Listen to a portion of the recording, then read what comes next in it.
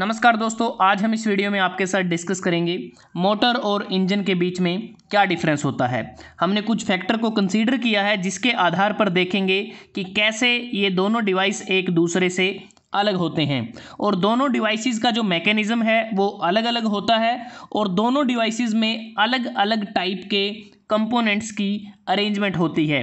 तो सबसे पहले बात करते हैं कि इन दोनों डिवाइसेस का मेन कार्य क्या होता है। जो मोटर होती है यह इलेक्ट्रोमैकेनिकल डिवाइस होता है और एक प्रकार से ये रोटेटिंग डिवाइस होता है और इसका काम होता है जो इलेक्ट्रिकल जो एनर्जी हम मोटर को सप्लाई करते हैं उसको मैकेनिकल एनर्जी में कन्वर्ट करना, रोटरी मोशन में उसको कन्वर्ट करना।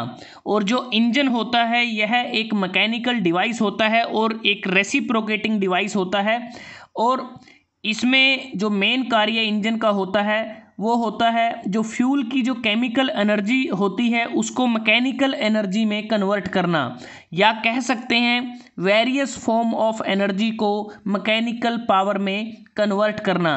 क्योंकि जो कंबस्शन इंजन होते हैं वहाँ पर जो हीट होती है उसको ट्रांसफॉर्म किया जाता है मैकेनिकल पावर में, और जो हाइड्रोलिक इंजन होते हैं वहाँ मैकेनिकल एनर्जी को प्रोड्यूस किया जाता है प्रेशराइज्ड फ्लूइड से।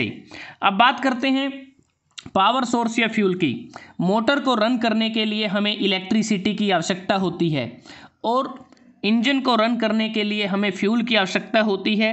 अगर पेट्रोल इंजन है तो पेट्रोल की, अगर डीजल इंजन है तो डीजल की। उसके बाद है लुब्रिकेशन।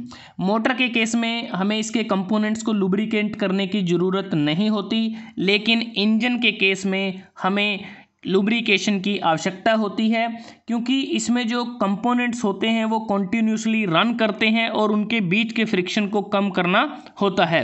जैसे इंजन में हम यूज़ कर सकते हैं वेट सम्प लुब्रिकेशन यूज़ कर सकते हैं, dry sump lubrication, splash lubrication, mist lubrication system को 2 स्ट्रोक इंजन में यूज किया जाता है। तो ये कुछ लुब्रिकेशन सिस्टम है जिसको हम यूज कर सकते हैं।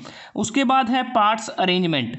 मोटर के केस में अगर हम बात करते हैं इसमें कोयल और रोटर की अरेंजमेंट होती है या स्टेटर या रोटर की अरेंजमेंट होती है, जबकि जो इंजन होता है इसमें जो मेन कंपोनेंट होते हैं वो पिस्टन होता है, सिलेंडर होता है, इसके अलावा इसमें कनेक्टिंग रोड भी लगी होती है। तो ये कुछ इसके मेन कंपोनेंट्स रहते हैं। तो अलग अलग कंपोनेंट की अरेंजमेंट होती है दोनों ही डिवाइसेस में। उसके बाद बात आती है वेट की। अगर आप देखें इक्वल पावर के लिए अगर हम वेट की कंपैरिजन करें दोनों डिवाइसेस में, तो जो इंजन होता है वह मोटर से ज़्यादा हैवी होता है और जो मोटर होती है वो इंजन से हल्की होती है, लाइट होती है। उसके बाद है साउंड।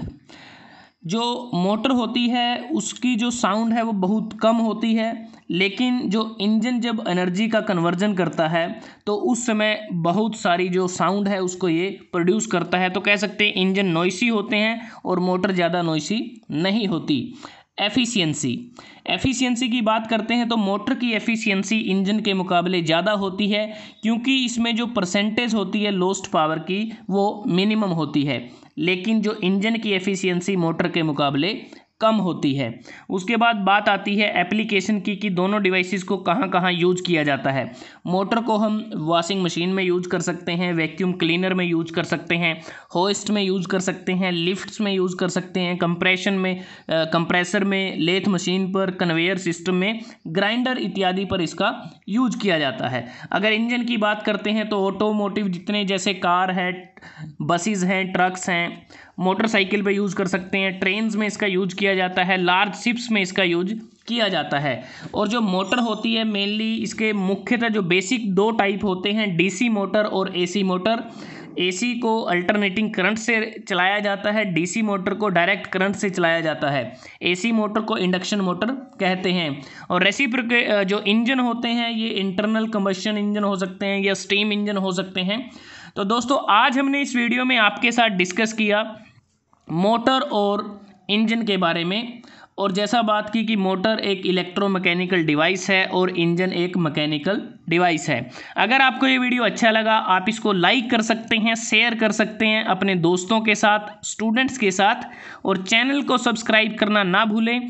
जल्दी हाजिर होते हैं एक नए टॉपिक के साथ, एक नई वीडियो के साथ। तब तक के लिए धन्यवाद। आपका दिन शुभ रहे।